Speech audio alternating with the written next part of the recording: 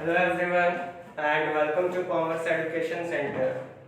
हम लोगों ने सेट चैप्टर को स्टार्ट किया था और लास्ट क्लास में हमने सेट पे क्वेश्चंस टाइप 2 के क्वेश्चंस को बनाना स्टार्ट किया था। आज हम लोग टाइप 2 को पहले कंटिन्यू करेंगे और कुछ नए कंसेप्ट को समझेंगे जो कि बहुत ही मजेदार होने वाला है, आपको बहुत मजा आने वाला है। क्लियर है? चलिए, हमने टाइप 2 में क्वेश्चन नंबर 4 तक डिस्कस कर लिया है।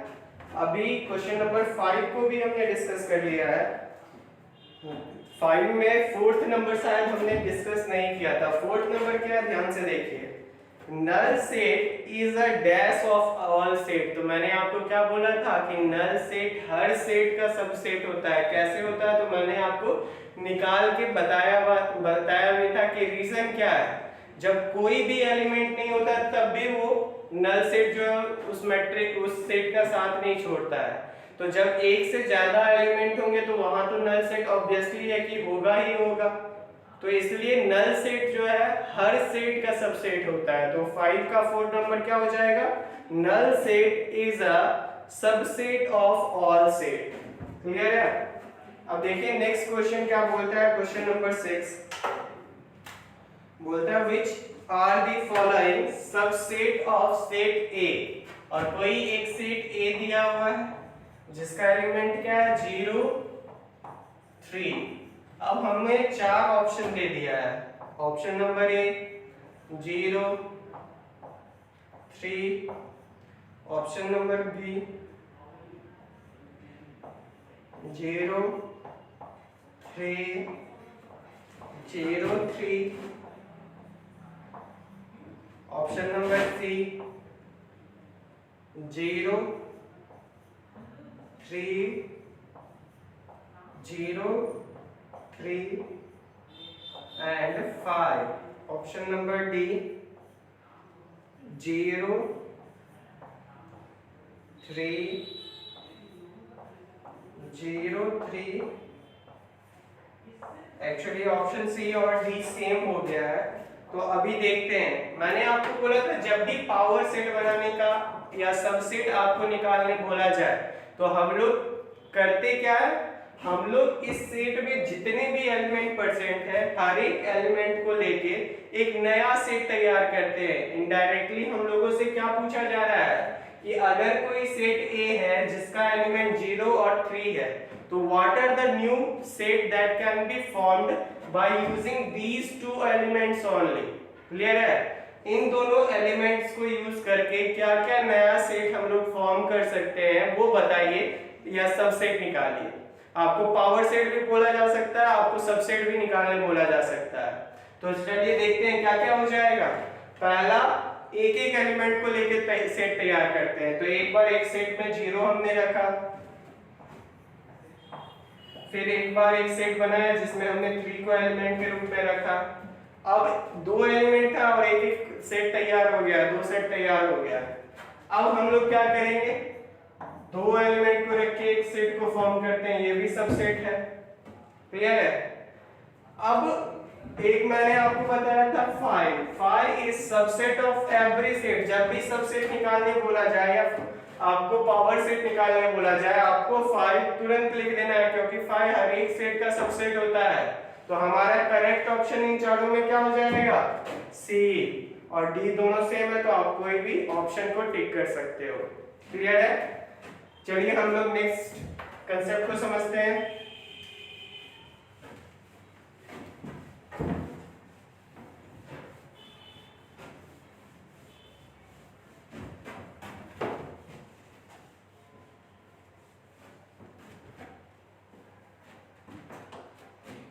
क्वेश्चन नंबर 7 क्या पूछा जा रहा है कि इफ ए, कोई सेट एक ए सेट दिया हुआ है जिसका एलिमेंट क्या है? A B, then which one is not subset of ए।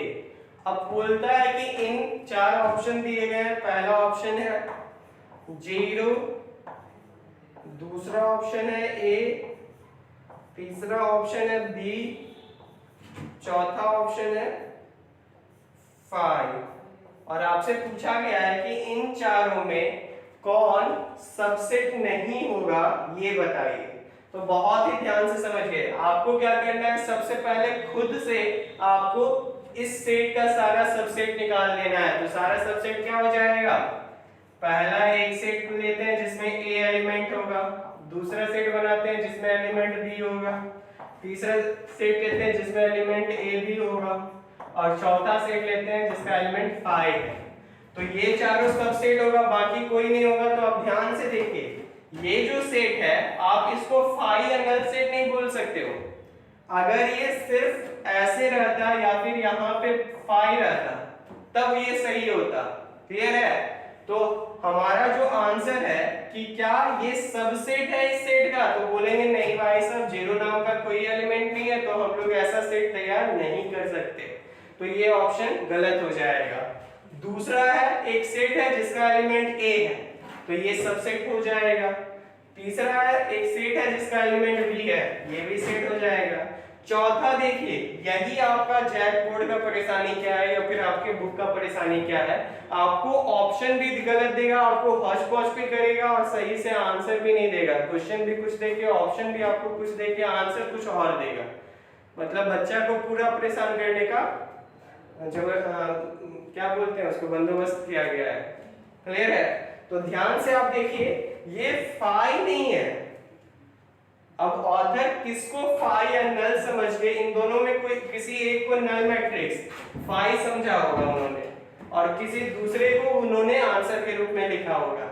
लेकिन वो ये भूल गए हैं कि इन दोनों में कोई भी नल मैट्रिक्स या फिर नल मैट्रिक्स का रिप्रेजेंटेशन नहीं है। अगर हम नल मैट्रिक्स को ऐसे रिप्रेजेंट कर रहे हैं तब भी ये भी गलत है, अगर फाई लिख के एक नया सेट के रूप में बना रहे हैं वो भी गलत है।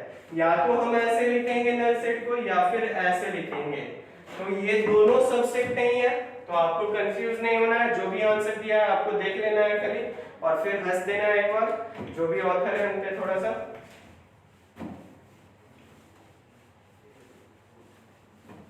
और फिर आगे बढ़ जाना।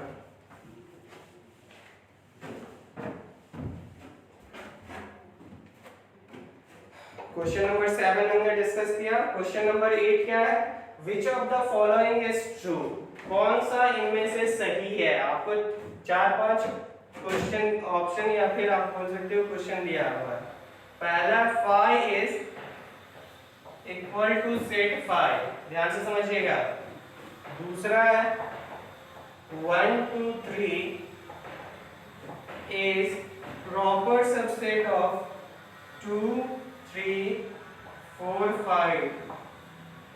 तीसरा है A B C is subset, proper subset of A B 1 2 C। तो ध्यान से समझते हैं बातों को। और यहाँ पे 3 ऑप्शन ही है, 3 ऑप्शन ही इनफ होगा, एक आंसर हम लोगों को सही मिल जाएगा।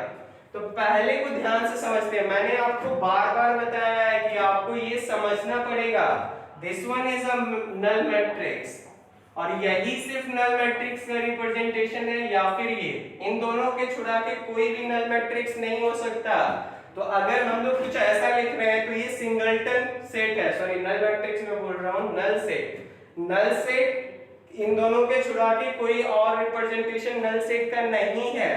अगर हम लोग कुछ ऐसा लिख रहे हैं, so this one is singleton set not null set. Clear है? तो 5 हो गया नल सेट, ये हो गया सिंगलटन सेट, दोनों आपस में कहां बराबर होगा, मतलब this option is not correct. Second option में क्या है, 1 2 3 इज प्रॉपर सबसेट, ध्यान से देखना है। और जैसे ही प्रॉपर सबसेट का सिंबल आपको दिख गया तो आपको तुरंत रिमाइंड करना है, प्रॉपर सबसेट चिल्ला चिल्ला के क्या बोलता था, हम तभी प्रॉपर सबसेट होंगे जब ये 3 एलिमेंट तो आए ही आए और कुछ एक्स्ट्रा एलिमेंट हो। तो ध्यान से देखिए 1 2 3, तो क्या इस स्टेट में 1 2 3 आ रहा है? आप बोलोगे सर पहला कंडीशन ही सेटिस्फाई नहीं हो रहा है, तो प्रॉपर क्या, ये तो सबसेट भी नहीं कहलाएगा। तो हम क्या बोलेंगे, अगर ये सबसेट ही नहीं है तो प्रॉपर सबसेट क्वेश्चन काहे पूछा। क्लियर है? और हाँ, ये गलत क्वेश्चन है, गलत ऑप्शन है। थर्ड नंबर में देखते हैं, इस सेट का एलिमेंट क्या क्या है, ध्यान से देखिए। ए और कोई सेट बी और सी। क्लियर है? आप बोलोगे क्या सर ये सेट है और सेट एलिमेंट हो सकता है, तो मैंने आपको बताया था सेट ऑफ सेट कंसेप्ट, तो हो सकता है ऐसा। क्लियर है कि कोई सेट किसी सेट का एलिमेंट हो, तभी उसको बोला जाएगा this one is a set of set because it contains a element which is also set. Clear है? तो ध्यान से देखिए, ये सेट बी को कंटेन कर रहा है, तो हम इसको बोलेंगे पूरे को सेट ऑफ सेट। अब ध्यान से देखिए, इसका एलिमेंट क्या है? ए, सेट बी, सी, और आगे सिंबल है प्रॉपर सेट का। कंडीशन प्रॉपर सेट बहुत ही सिंपल सा बोलता है भाई, पहले सेट में जो आ रहा है वो एलिमेंट दूसरे सेट में आ जाए। तो ध्यान से देखते हैं, ए दूसरे सेट में आ रहा है, सेट बी दूसरे सेट में आ रहा है, सी दूसरे सेट में आ रहा है, तो पहला कंडीशन तो सेटिस्फाई हो गया प्रॉपर सबसेट का। अब दूसरा कंडीशन क्या था हमारा कि कम से कम दूसरा सेट एक एलिमेंट ऐसा कंटेन करना चाहिए जो सेट ए में ना हो। तो अब देखिए, ये 3 एलिमेंट थे, लेकिन यहाँ पे 2 नए एलिमेंट आए हैं 1 और 2, मींस ये ऑप्शन सही है और this one is the proper subset of set this set. Clear है? आई होप आप समझ पा रहे होंगे, आपको मजा आ रहा होगा। चलिए आगे नेक्स्ट क्वेश्चन को डिस्कस करते हैं हम लोग।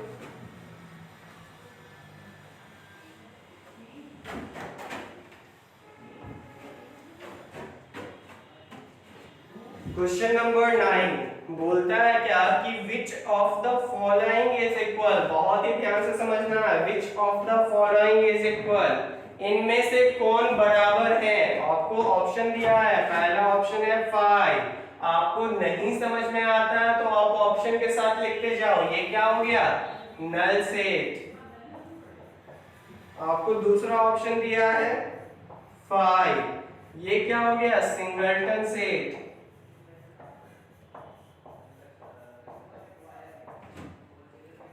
0, ये क्या हो गया? ये भी है सिंगलटन सेट।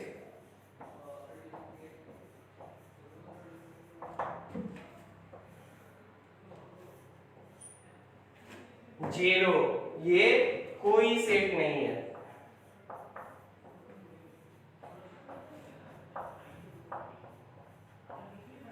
अब मैच करते हैं कि इन दोनों सेट में कौन सेम है। तो ये दोनों देखिए, ये नल हो गया, इसका तो पत्ता कट गया, कोई चांस ही नहीं है सेम होने का। ये भी, इसका भी पत्ता कट गया। अब हम लोगों को बचा क्या? 5 और 0। इसमें इन दोनों में सिमिलर क्या है कि ये दोनों सिंगलटन सेट है, लेकिन क्या ये दोनों इक्वल होगा? आपको सोचना है, क्योंकि क्वेश्चन क्या पूछ रहा है? Which of the following is equal, जबकि यहाँ पे होना चाहिए which of the following are equal। इन दोनों, इन चारों में से कौन बराबर है?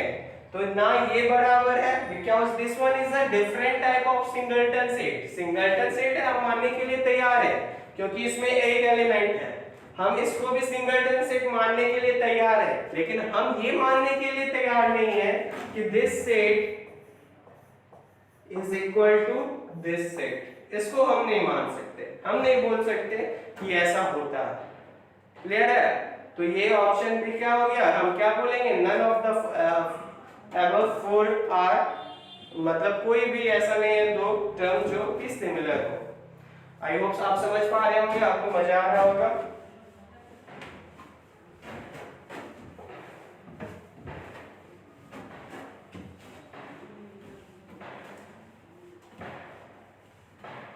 अब कुछ और क्वेश्चन दिए गए हैं, आप इसको सॉल्व करिए। रेंट वर्क में आपको मैं दे रहा हूँ, आपको बनाना है घर पे। और अगर आपको प्रॉब्लम आती है, समस्या इनको बनाने के दरमियान होगा, आप फिर पूछिएगा। क्लियर है? तो अब हम कुछ नए कंसेप्ट को समझने वाले हैं, और जो हमारा अभी टॉपिक होने वाला है वो बहुत ही मजेदार होने वाला है। अभी हमारा टॉपिक जिसको हम लोग डिस्कस करने वाले हैं वो है अलजेब्रा ऑफ सेट्स या फिर ऑपरेशन ऑफ सेट्स। तो बहुत ही ध्यान से समझिएगा।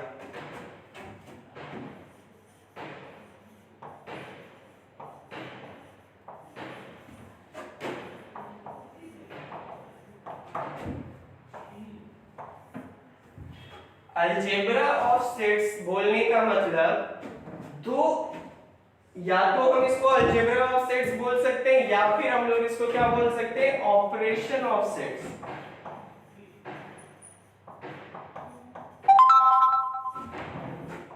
और मैंने आपको बेसिक मीनिंग क्या बताया है कि आप जब भी ऑपरेशन मैथमेटिक्स में यूज कीजिएगा, ऑपरेशन बोलने का मतलब क्या, उसका सिंप्लीफिकेशन, उससे रिलेटेड क्या क्या अलग कंसेप्ट या फिर अलग अलग क्वेश्चन पूछा जा सकता है या क्या क्या अलग अप्रोच हो सकता है उस क्वेश्चंस का, उसी को हम लोग बोलेंगे ऑपरेशन ऑफ सेट्स। तो अलजेब्रा बोलने का मतलब क्या कि सेट, हमने बेसिक आइडिया पढ़ लिया, हमने टाइप्स को पढ़ लिया, सारा चीज एकदम सही है। तो अब एक लेवल हम लोग ऊपर जाने के लिए तैयार है। अब बोलता है कुछ नया चीज पढ़ेंगे और वो क्या होगा, algebra of sets. Algebra of sets बोलने का मतलब क्या, सेट का कुछ बेसिक अप्रोच नया जो अभी हम सीखने वाले हैं, उसी को हम लोग अलजेब्रा ऑफ सेट बोलेंगे। अब इसके अंदर हम क्या क्या सीखने वाले हैं, तो ध्यान से देखिए। यूनियन ऑफ सेट, कोई भी दो सेट का यूनियन बोलने का मतलब क्या होता है। Intersection of set,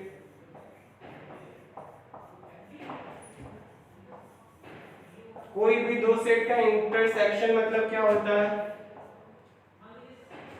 complement of set, बहुत ही इंपॉर्टेंट है सारा। Complement of set, difference of set,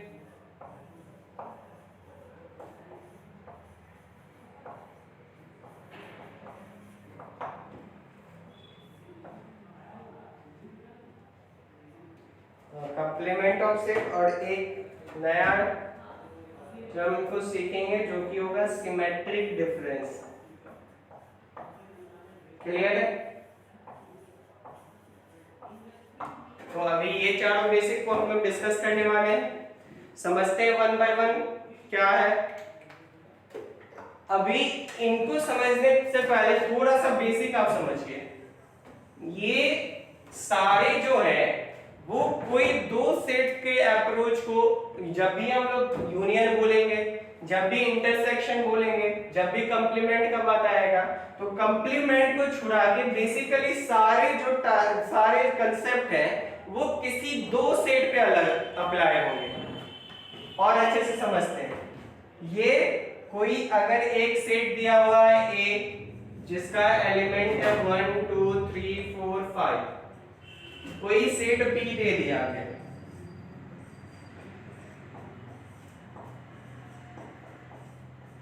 तो मैं बताना क्या चाह रहा हूं कि ये सारे कंसेप्ट जो हुए, चाहे वो यूनियन ऑफ सेट हो जाए, चाहे वो इंटरसेक्शन ऑफ सेट हो जाए, चाहे वो डिफरेंस ऑफ टू सेट हो जाए, चाहे वो सिमेट्रिक डिफरेंस हो जाए, ये चारों कंसेप्ट जो है बेसिकली वो किस पे अप्लाई होंगे।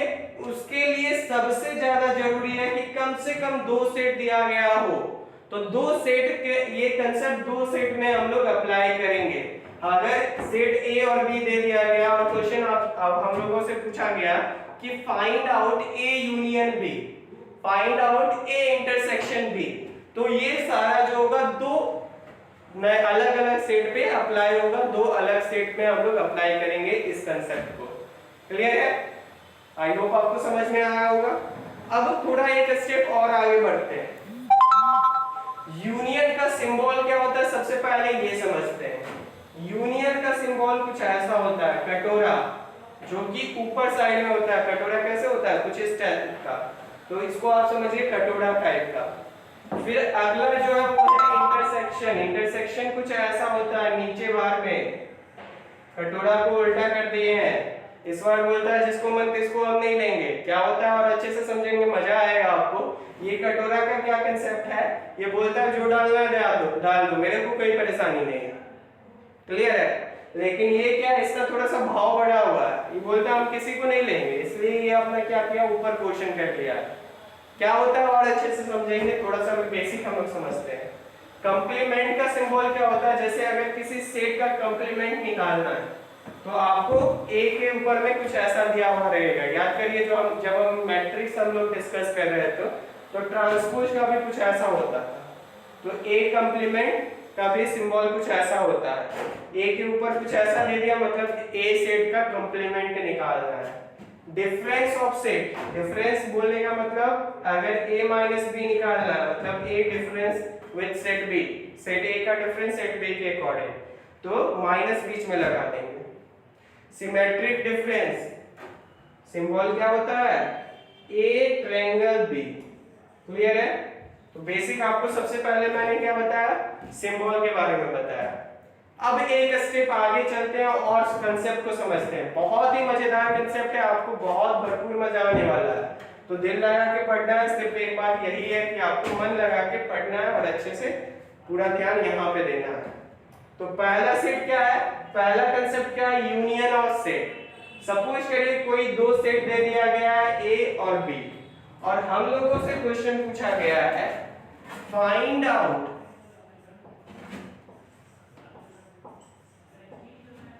A union B। तो सबसे पहले आपको सिंबल का मतलब समझना है। अगर कटोरा ऊपर में है कुछ यू टाइप का है तो इसको बोलते क्या है, इसको क्या बोलते हैं, A यूनियन B। अब इसका मतलब क्या होता है थोड़ा सा ये समझिए। मैंने क्या बोला, आप दो कंसेप्ट याद कर सकते हो, दो कंसेप्ट से इसको याद रख सकते हो।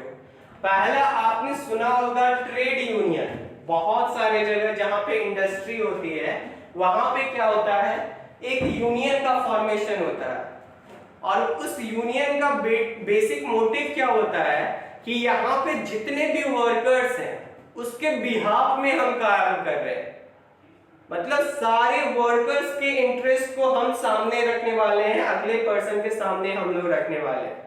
तो ये यूनियन क्या कर रहा है, ईच इंडिविजुअल को रिप्रेजेंट करेगा। जो भी वर्कर्स वहां पे काम कर रहे होंगे उस फैक्ट्री में, हर एक इंडिविजुअल्स को वहां पे वो रिप्रेजेंट करेगा।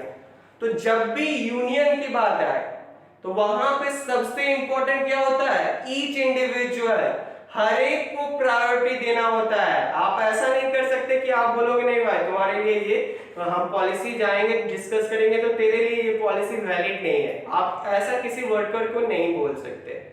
क्लियर है। तो अब थोड़ा सा सेट के रेफरेंस में यूनियन को समझिए। यूनियन क्या होता है कि यहाँ पे हर एक मेंबर्स, हम लोगों को ए यूनियन बी मतलब एक नया सेट तैयार करना है, और नए सेट तैयार करने के लिए सबसे बेसिक जो हम लोगों को रिक्वायरमेंट होगा वो किसका होने वाला है, एलिमेंट्स का। तो एलिमेंट क्या होंगे ए यूनियन बी में, तो ध्यान से समझिए। ए यूनियन बी क्या बोला मैंने, हर एक इंडिविजुअल को प्रायोरिटी मिलना चाहिए यूनियन के सेट में। तो आपको देखना है ए सेट में जितने भी एलिमेंट होंगे उनको आप लिख दोगे। ए सेट में क्या है, 1 2 3 4 5। अब पहले सेट के द्वारा ए यूनियन बी में किसको किसको इंपॉर्टेंस मिल गया है, 1 को मिल गया है, 2 को मिल गया है, 3 को मिल गया है, 4 को मिल गया है, 5 को मिल गया है। अब जो बी सेट में बच गए हैं, कौन कौन बचे हैं, ध्यान से देखिए। क्या 3 को प्रायोरिटी मिल गया है, मिल गया है। बाकी 7 8 9 10 को प्रायोरिटी नहीं मिला है, तो आपको यहाँ पे 7 8 9 10 को लिख देना है। अगर आप सिंपल भाषा में पूछोगे, मैं बोलूंगा ए यूनियन बी कुछ नहीं है, वो एक नया सेट है, और वो नया सेट कैसे फॉर्मेशन हो रहा है, उस नया सेट का फॉर्मेशन कैसे हो रहा है, तो जो भी जितने एलिमेंट सेट ए में आ रहे हैं, जितने एलिमेंट सेट बी में आ रहे हैं, उन दोनों को हमने एक नए सेट में ए यूनियन बी में रख दिया और नए सेट का फॉर्मेशन हो गया।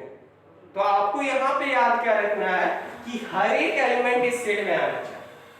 क्लियर है। अब दूसरा कंसेप्ट से याद कैसे रख सकते हो, ये कटोरा देखिए थोड़ा सा ऊपर के बाहर है, बोलता है भाई सब आ जाओ, सब आ जाओ। क्लियर है, जो भी आ सकते हो। तो क्या करेगा, 1 2 3 4 5 आ जाएगा। अब बोलेगा फिर से 1 2 सर 3 क्यों नहीं आपने लिखा इस सेट में, क्योंकि वो भी तो कटोरा में जाना चाहेगा। भाई साहब जब 3 एक बार आ चुका है, 3 को तो ये दिखाना है कि हम इस सेट का पार्ट है। ये ऐसा थोड़ा है कि ये 3 1 है, ये 3 2 है, दोनों अलग अलग 3 है। एक बार हमने 3 को लिखा, इसका मतलब हो गया कि 3 आ गया है। क्लियर है।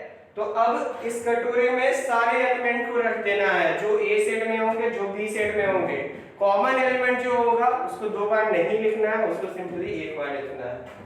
आई होप आप समझ पाए होंगे। कुछ अलग कंसेप्ट नहीं था, बहुत ही सिंपल सा कंसेप्ट था। तो ये हमारा ए यूनियन बी तैयार हो गया जब ए और बी हम लोगों को दिया गया था। अब नेक्स्ट कंसेप्ट को समझते हैं।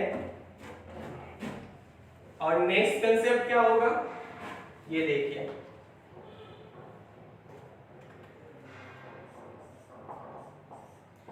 इसको सबसे पहले आपको सिंबल को पहचानना होगा। ये this one is very important. अगर आप सिंबल को ही नहीं पहचान पाओगे तो आप उसका वैल्यू कैसे फाइंड आउट करते हैं ये नहीं निकाल पाओगे।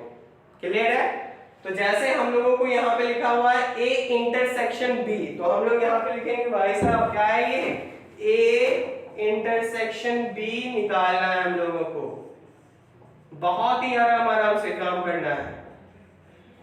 अब जैसे लिखा हुआ है आप सेट ए को लिखोगे, सेट ए का वैल्यू क्या है 1 2 3 4 5, बीच में इंटरसेक्शन है, फिर बी सेट है, बी सेट का पार्ट क्या है 3 7 8 9 10। अब थोड़ा सा समझिएगा, कटोरा क्या है, ऊपर की बाहर है या नीचे की बाहर, नीचे की तरफ है।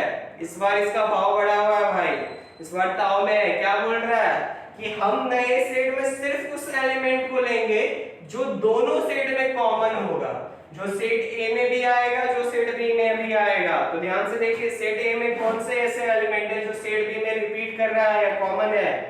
तो 1 नहीं आ रहे हैं, 2 नहीं आ रहा, 3 आ रहा है, तो 3 is the common one in both set. तो हम क्या करेंगे यहाँ पे हम लोग 3 लिखेंगे। 4 आ रहा नहीं आ रहा, 5 आ रहा नहीं आ रहा, मतलब ए इंटरसेक्शन बी हमारा क्या हो गया, एक नया सेट तैयार हो गया जो जिसका एलिमेंट सिर्फ एक है और दैट इज 3 ओनली। क्लियर है बात? आई होप आप समझ पाए होंगे, आपको मजा आ रहा होगा। और जैसे ही हम लोग इस पे क्वेश्चंस को बनाएंगे बहुत ही अच्छे से क्लियर हो जाएगा। तो आपको थोड़ा सा भी परेशानी होना है कि नहीं आ रहा है समझ में, कुछ ऐसा हो रहा है वो हो रहा है, एकदम रोना तो है ही नहीं। क्लियर है?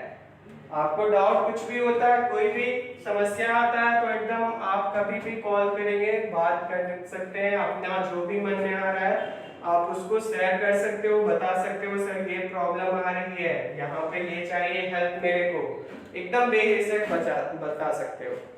क्लियर है? चलिए अब नेक्स्ट कंसेप्ट को समझते हैं, कंप्लीमेंट ऑफ सेट। तो मैंने आपको बताया था कंप्लीमेंट जब भी होता है ना, तो कंप्लीमेंट ऑफ किसी सेट निकालने के लिए एक नए सेट को दिया जाता है क्वेश्चन में, और आपको हमेशा क्वेश्चन में दिया रहेगा। वो सेट क्या होता है? यूनिवर्सल सेट, जो हमने पढ़ा था लास्ट क्लास में। यूनिवर्सल सेट में क्या होता है? Universal set contains all the element, जिसके थ्रू आपको जो भी यहाँ पे सेट दिख रहा है, जो भी एलिमेंट है वो सारे एलिमेंट एटलीस्ट उस सेट का पार्ट होंगे। कुछ एक्स्ट्रा भी हो सकते हैं, मैं ये नहीं बता रहा कि नहीं होंगे, लेकिन कम से कम यूनिवर्सल सेट में यहाँ पे जितने एलिमेंट है वो तो होंगे ही होंगे। इसका मतलब क्या हो गया कि अगर हम बात करें यहाँ पे क्या यूनिवर्सल सेट हो सकता है, तो हम खुद से एक यूनिवर्सल सेट अभी हम लोग तैयार करते हैं। उसमें क्या रख देते हैं 1 2 3 4 5, 3 को हमने लिखा इसलिए 3 को नहीं लिखेंगे, 7 8 9 10, यहाँ पे 11 12 कुछ भी हो सकता है। Universal set will be given by the question, आपको परेशान बिल्कुल नहीं होना है। यूनिवर्सल सेट आपको क्वेश्चन द्वारा प्रोवाइड करवाया जाएगा। और आपको बोलोगे सर मैं तो समझ गया कि यूनिवर्सल सेट का रिक्वायरमेंट है, बट किस लिए है अब वो बताइए थोड़ा सा। Union of set, union of set बोलने का मतलब यूनियन कंप्लीमेंट ऑफ सेट।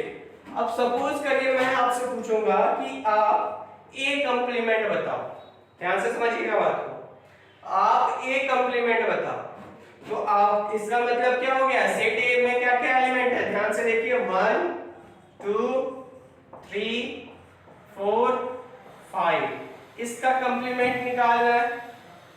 अब कंप्लीमेंट मतलब क्या होता है, जब भी किसी सेट का कंप्लीमेंट पूछा जाएगा तो तो आपको फोकस करना है यूनिवर्सल सेट जो क्वेश्चन द्वारा दिया जाएगा। अब आपको देखना है कि इस सेट में क्या क्या एलिमेंट है, तो ध्यान से देखिए 1 2 3 4 5। अब यूनिवर्सल सेट में इन एलिमेंट को छुड़ा के, ए सेट के एलिमेंट को छुड़ा के जो भी एलिमेंट्स बच जाएंगे वो कंप्लीमेंट का पार्ट हो जाएंगे। तो क्या हो जाएगा, ए कंप्लीमेंट में कौन कौन से एलिमेंट आ जाएंगे, 7 8 9 10। अगर आप बोलते सर यहाँ पे क्वेश्चन में यूनिवर्सल सेट में 11 12 रहता है, तो मैं बोलता हूँ कोई परेशानी नहीं है भाई। अगर सेट ए में 11 12 नहीं आ रहा है तो आप यहाँ भी लिख दो। क्लियर है। अब हम लोगों से पूछा गया कि आप भाई साहब बी कंप्लीमेंट का वैल्यू बताओ, तो बी सेट को फोकस कीजिए। बी का एलिमेंट क्या क्या है, 3 7 8 9 10।